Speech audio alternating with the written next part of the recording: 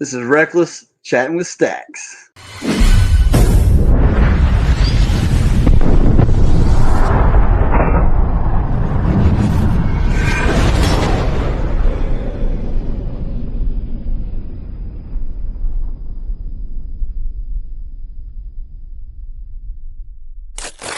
Welcome to this episode of Chatting with Staxx. I'm your host, Bill Staxx, and today I got Reckless. What's up, man? What's going on? Good morning. Happy Father's Day. Yeah, thank you. I appreciate it. Happy Father's Day to you, too. Appreciate it. So, where were you born and raised? I'm from a little spot in Virginia called Shawsville. And a lot of people mistake it for Charlottesville, but no, it's actually Shawsville. For the locals there, we have become to know it as Shaw's Vegas for multiple reasons. So yeah, One of my uncles is from Charlottesville. Charlottesville. Okay, so yeah, that's 2 hours north of where I'm from. Yeah, he moved out there when I was young. He left Connecticut and moved out to Virginia. Now he talks with a Virginian accent and everything. So Do I still have the accent? I can't tell. yeah, you do. That's cool. What was your early life like there? Oh, grew up small town, farm life, woods, playing in the woods, and just I had my mom and them, and they separated when I was like younger, and I had a dad and a stepmom that raised me, and we just lived in the mountainside, man. Just played in the woods as kids, riding dirt bikes and goofing off, You getting into any trouble when you were younger? all the time, Yeah. all the time. What kind of stuff would you do? Oh, I shoot, I probably did a little bit of everything stupid. Like I guess if you want to go to a legal situation, like I did some. I was playing around one time as a kid at a bus stop with a lighter, and I was in 8th grade. I won't forget this. This is like when my criminal history started. And anyways, I left it sitting beside the road, and the bus ran it over, and it made a pop. And automatically they tried to hit me with like this bomb charge. What? Yeah. Yeah. Oh man, I had to go to court. I had a court appointed lawyer. I was on probation. They tried to put me in juvenile detention. I got kicked out of school. I had to ride a different school bus when I did get to go back to school. Like it was a big deal. Were you like breaking into houses and things like that too? No, we probably more like small time vandalism, dumb crap, and like me and my friends would go on these little missions and go down the woods behind the house. So this older fella had some land and property, and would basically like go borrow his stuff. Never bring it back. Oh well, we got caught, so my dad made me bring it back. Oh man, getting caught is the worst. Oh yeah, every time it was. Oh, I've been that same old man. He's passed away now, of course, but I remember one time he had these two garden tillers that were souped up, and he had this ginormous potato patch. And me and my best friend had them started. We were drag racing them. Oh man, ruining all his Oh, potatoes. yeah. He comes out with a shotgun. Oh, son of, he's just going off, and he's like coming through the field, and I'm like, oh no, here he comes. We're just, it's great. So was there motorcycle clubs around your area when you were growing up? Yeah, see, our little town was like 30 minutes away from a larger city, Roanoke, and that area was in the motorcycle scene. And that I seen a lot of clubs, 2 or 3 main clubs here or there that came through a lot. And later on in life, like right now, like this time in my life, is when I really found out more about my dad. Like, so he was actually in one of those clubs back around the time I was born. And you did you know it back then? No, I knew nothing of it until let's say the last 5 years when I learned a lot more about it. So when did you really get into motorcycles and start? Like, when did you get your first bike? I was probably 11 years old. It was Christmas when I was 11 years old. My dad and my brother, one of my older brothers, which has passed away now, uh, they put together this old 1979 Honda CB100, made it into a dirt bike. It was like an old school, like one of them put around town bikes, but they made it to a dirt bike. Everything was heavy as crap. But I used to rip and roar the woods with it. Yeah, the straight seat, right?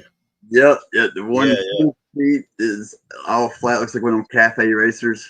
yeah, Yeah, yeah, yeah. yeah, Yeah, we found one of those in the woods one time, walking through the woods. yeah. Exactly.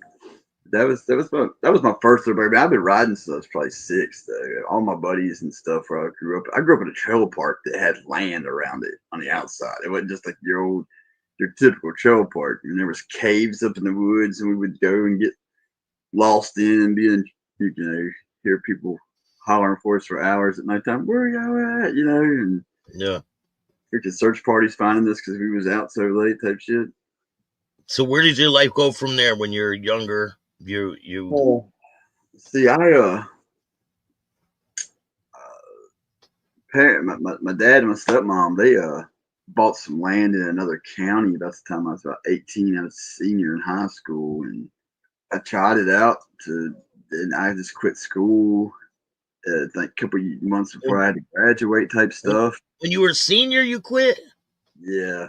Oh man. Well, sports was over, and I felt like there was no need for me to go to school anymore. So Yeah. I bounced around with uh, I pretty much just left because my dad just kind of gave me an ultimatum, and I was like, we live in the middle of nowhere. I have nothing to do. I don't have a car. I have a driver's license. I have a vehicle. So I was like, so I bounced around. Ended up with my two uncles. Interesting pair of guys uh, on my mom's side that In the were same town? Same town? no in Roanoke. So back to the city. So I just sort of moved from small town life to the city, and they rode Harleys and stuff. And so they had a 56 Panheads, the first Harley I ever rode, and it was parked in the living room every night. Like the daggone house, it was always parked in the house. And I lived on their couch for about 6 months and ran karaoke for him at bars and stuff. He had a little karaoke business, so I ran sound for bands, DJ'd and karaoke for venues and stuff. It was pretty cool. That's when I first started seeing and meeting and being around more clubs like that. I got Any my craziness happen around that time? Did you see any crazy things happen with the motorcycle clubs back then? bar fights. I guess that's about it. And it's about And the let me ask you this: when one goes, they all go, right? what were they fighting? Yeah. Depends on who's around the area. Depends on who's around. Like if they got enough. If this one guy's handling his business over here, he's in a situation and it's him and he's a patch member by himself. I mean, usually he just takes care of shit that I know of, and then everybody ends up back there. You know what I mean? Everybody will come after the situation because by that time it's over So, with. yeah. Um, Sometimes I've never really seen a lot of guys take care of business to one person at a time. You know what I mean? Like it's always been like a one-on-one or a two-on-one type deal. It's not like the movies, in my eyes, in my experience, I've never seen like they show in the movies. There's like, oh, 30 guys are rolling in from here. This guy over here is getting this. Well, they. What do you think about that video of them beating up the guy at the bar? If you want to comment on it. You're talking about the recent thing with Yeah. with the Yeah. black and white and then the one pedestrian or whatever, the patron. Yeah. Yeah. Uh, I don't know the whole story. I don't know what led to that, and I really can't. I try not to talk about it or comment on a lot of stuff. Like people ask you, me, hey man, did you see the video? Or they'll send it to me, and I'm like, yeah. And then this person will call, or a lot of people. If I don't know personally stuff, I just stay out of it as much as Don't have an opinion, right? I don't need my opinion because there's enough critics out there already. Yeah, So definitely are. that's kind of how it started my journey. Though, is like I have an opinion on the culture. I have an opinion on like how I feel things, how people should uphold themselves out in public and uphold themselves, even as what me and you are doing right now as a content and stuff like that, like how I do.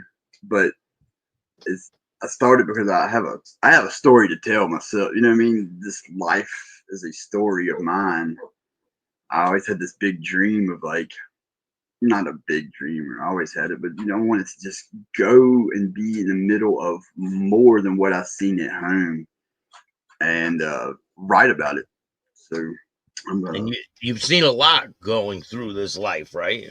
Oh yeah, yeah. We'll see. At 19, shoot, I screwed around again. So eighth grade, I got in some trouble over what they wanted to try to charge me with a bomb and all this stuff. Well, stupid me. At 19, I actually built one, and a friend of mine and me, were. I ended up in federal prison over it. What was it, a zip gun? Huh? What did you build, a zip gun? No, I built a pipe bomb.